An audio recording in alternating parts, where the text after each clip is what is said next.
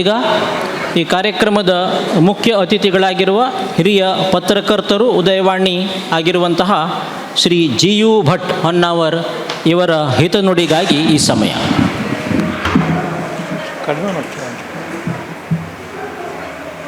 ಎಲ್ರಿಗೂ ನಮಸ್ಕಾರ.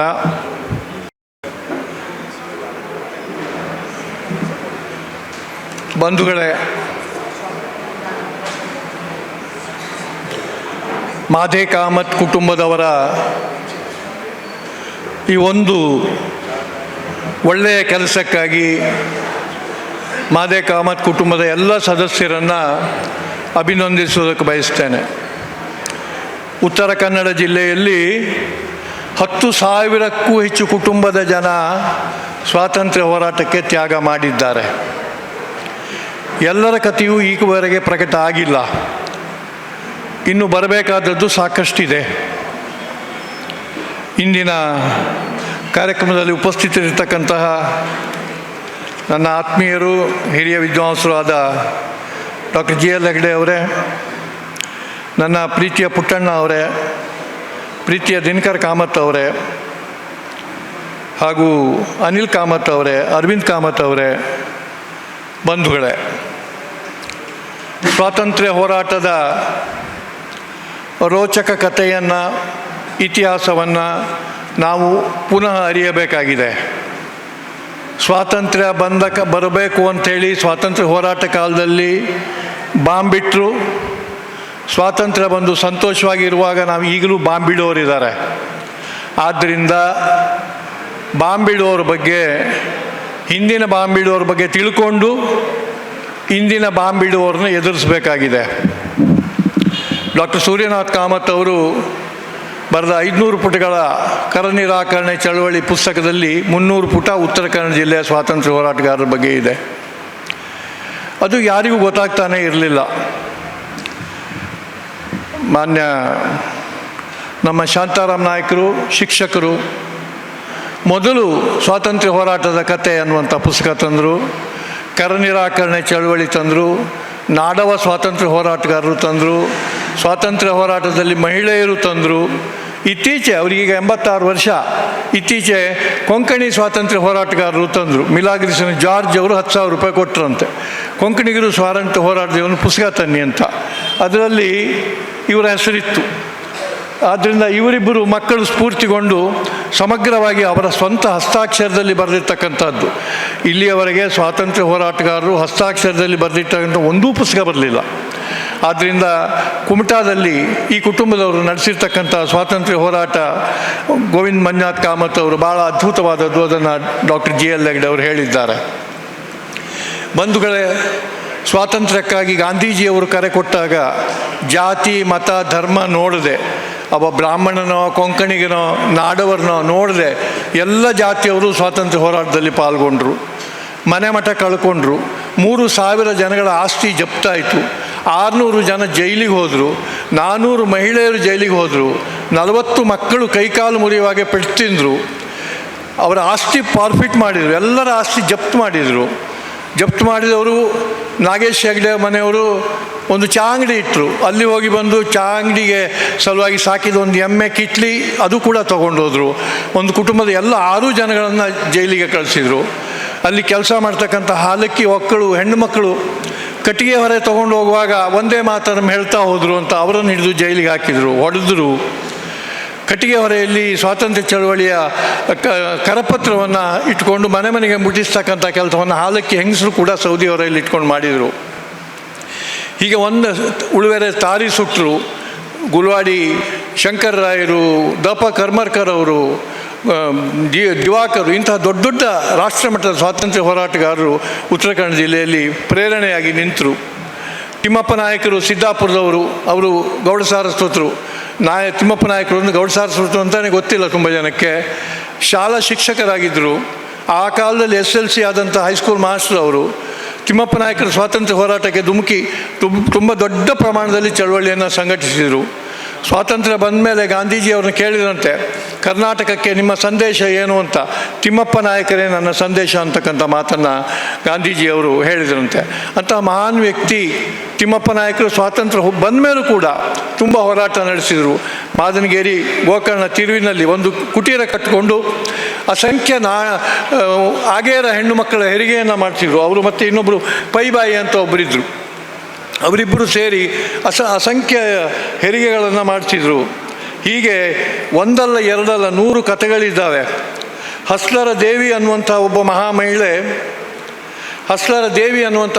ಮಹಿಳೆ ಅವರು ದಲಿತ ಮಹಿಳೆ. ಸಿದ್ದಾಪುರದಲ್ಲಿ ನಾಗೇಶ್ ಹೆಗಡೆ ಕುಟುಂಬದವರು ಒಂದಿಷ್ಟು ಬಂಗಾರವನ್ನು ಹುಗಿದಿಟ್ಟಿದ್ರಂತೆ. ಜೈಲಿಗೆ ಹೋಗ್ತೇವೆ, ಮತ್ತೆ ಜೈಲಿಂದ ಬಂದ ಮೇಲೆ ಏನು ಮಾಡೋದು ಅಂತೇಳಿ ಹುಗಿದಿಟ್ಟರು. ಅದು ದೇವಿಯ ಗಂಡನಿಗೆ ಗೊತ್ತಿತ್ತು. ಗಂಡನನ್ನು ಕರ್ಕೊಂಡು ಹೋಗಿ ಹೊಂಡ ತೆಗೆಸಿ ತೋಟದಲ್ಲಿ ಹುಗಿದಿಟ್ಟಿದ್ರು. ಪೊಲೀಸರು ದೇವಿಯ ಗಂಡನ್ನು ಹಿಡ್ಕೊಂಡು ಹೋದರು, ಹೊಡೆದರು. ಅವ ಹೇಳ್ಬೋದು ಅನ್ನೋ ಭಯದಲ್ಲಿ ದೇವಿ ಅದೇ ಬಂಗಾರನ ತೊಗೊಂಡೋಗಿ ಬೇರೆ ಬದಿ ಹುಗಿದಿಟ್ರು. ಅವ್ರ ಗಂಡನ್ನು ಹೊಡ್ಕೊಂಡು ತೊಗೊಂಬಂದು ತೋಟದಲ್ಲಿ ತೋರಿಸಿ ಅವ ಹುಗಿದಿಟ್ಟಲ್ಲಿ ಬಂಗಾರ ಇರಲಿಲ್ಲ.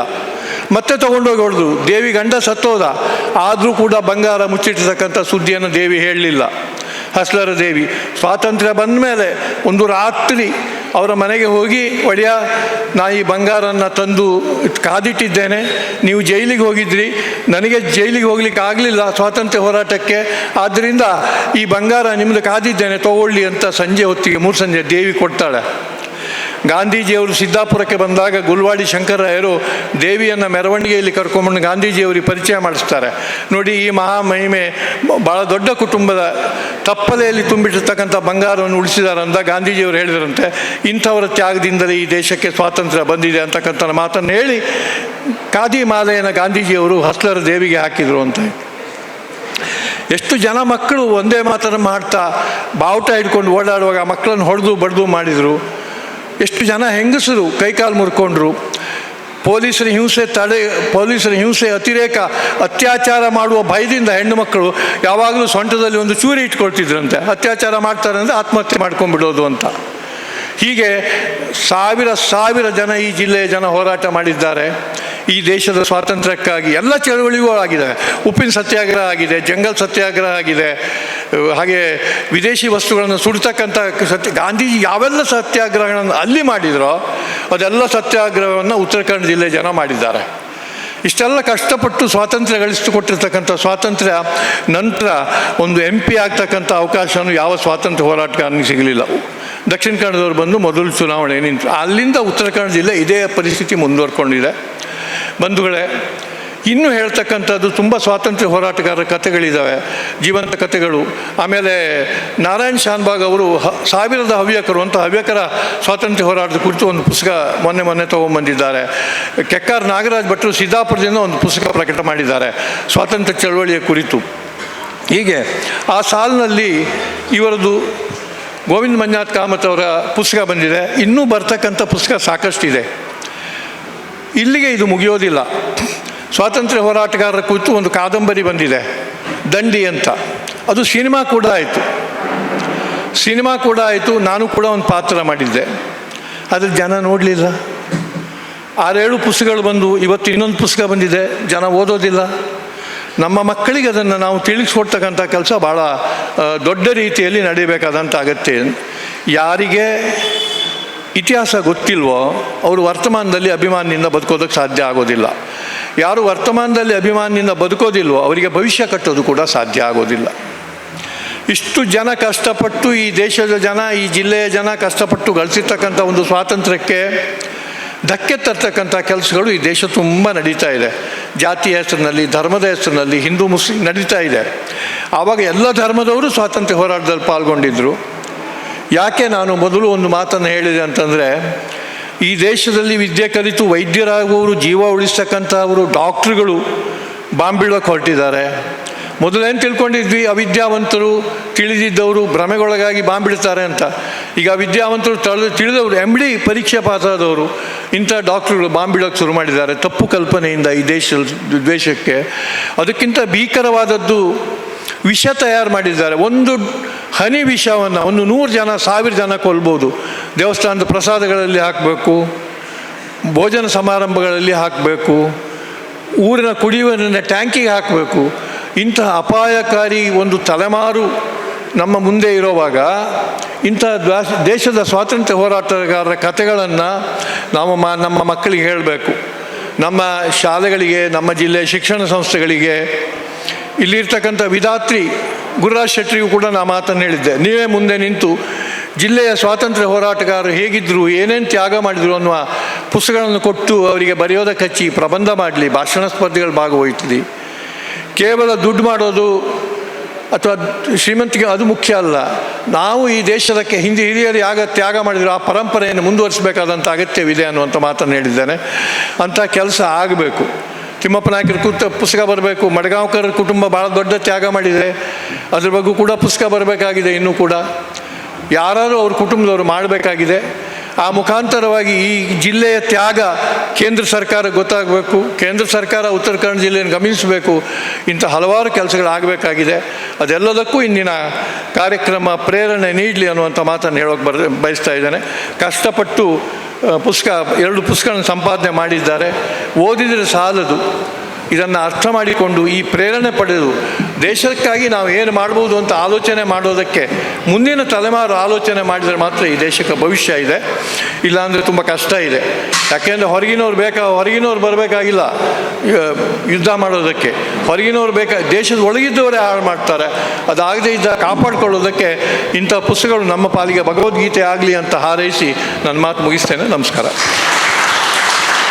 ಸ್ಫೂರ್ತಿದಾಯಕ ಚೈತನ್ಯಪೂರ್ಣ ನುಡಿಗಳೊಂದಿಗೆ ಈ ಪುಸ್ತಕದ ರಚನೆ ಹಾಗೂ ಈ ಕಾರ್ಯಕ್ರಮ ಸಂಘಟನೆಯಲ್ಲಿ ನಮಗೆ ಸದೈವ ಮಾರ್ಗದರ್ಶಕರಾಗಿರುವಂತಹ ಮಾನನೀಯ ಜಿ ಯು ಭಟ್ ಇವರಿಗೆ ಸಂಘಟಕರ ಪರವಾಗಿ ಅನಂತ ಕೃತಜ್ಞತೆಗಳು.